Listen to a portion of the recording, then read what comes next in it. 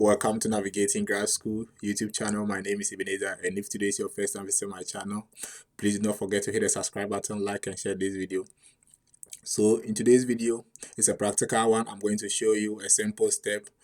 If you have not heard your admission decision, if you have applied to study in the US and you are anxious about your admission decision and you don't know what's going on, and okay, so this platform, most students or applicants in the US who have applied and have gotten admission, okay, they upload their admission decision over here and then the specific programs that they have applied to. So when you come here and you search your program and then the institution you apply to, and if any student have gotten admission decision, they have uploaded it here, you can know or you can have a fair idea of what is actually going on in your program and whether to reach out to the program to find out what's going on with your application, okay, and how or when to expect admission decision. Okay, so without wasting much time, let's dive in.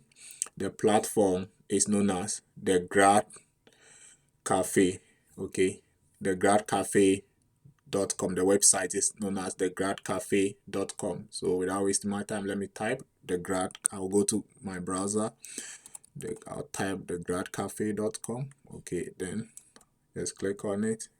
It's here. So it says that share your school admission results. So as I mentioned earlier, so this platform is specifically for US schools, okay, students who have applied to US various graduate program, masters and PhD programs in the US. Okay, so what they do is that they upload their, if they receive admission decisions, okay, in the various programs and schools they've applied to, they just upload it here, okay, and anyone at all could just type the school and then the program, and then you can also find out what's going on. So if you have applied to a specific program in a school and then maybe you have not had admission decision, okay, you can just type your school and then the program, okay, and then if anyone have gotten admission and they have uploaded their results here, you have a fair idea of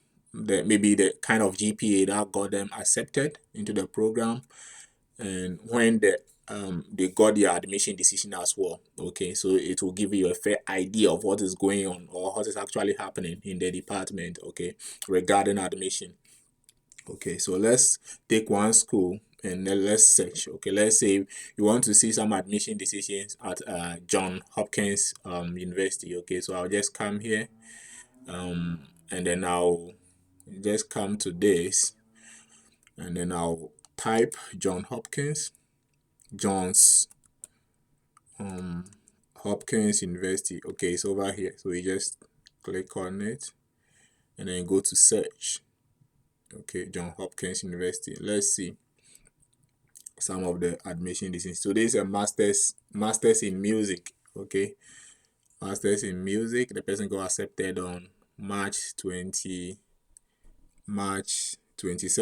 okay, 2026, March 27th, 2026.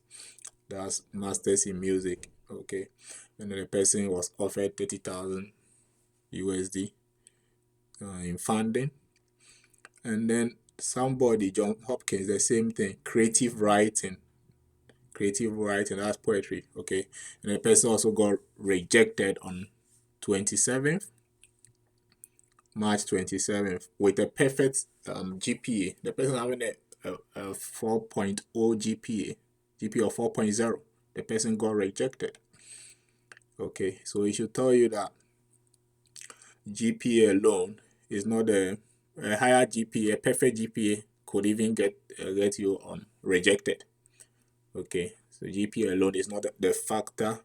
It's not the only factor they consider. They consider other factors like statement of purpose, personal statement, your CV, working experience, and others. Okay, all right. So this platform is also even good for international applicants. Okay, who want to study in the US. So if you search the school and then the program that you want to apply to, you will have a fair idea of the kind of CGPA that got people accepted. And over here we've just seen that GPA alone is not enough, because people with even 4.0, some have gotten rejected. Okay, so we can also see, let's see another program, masters in biomedical engineering. Somebody with a master's in biomedical engineering, somebody who got accepted to a master's in biomedical engineering with a GPA of 3.60. That's Johns Hopkins University, and the admission decision was made on, like, the person got accepted in March 19th. Okay, let's see another one. The same Johns Hopkins University, French and Francophone Studies. Okay, French and Francophone Studies. This person is an international applicant with a CGP of 4.0, but the person got rejected. Okay, another typical example of a perfect GPA. The person with a perfect GPA, but the person still got rejected. Okay, what is it telling us? GPA alone is not enough to get accepted into any program, any graduate program. Okay, GPA alone is not it's not like the only factor they consider. They consider a lot of things. Okay, all right. So let's go back and let's go back and search for, let's say, a program, a specific program in a specific school. Let's say I can type, if let's say I apply to PhD environmental science. Environmental science at which school? Let's say Clemson. Let's say Clemson University. Clemson University. PhD environmental science at Clemson University. Okay, so let's see. This person.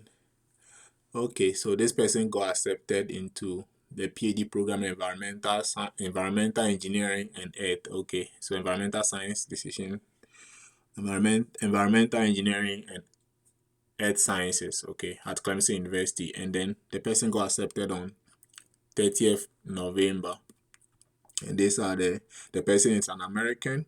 Okay, with a GRE of 168, and then a CGP of 3.20. Okay, so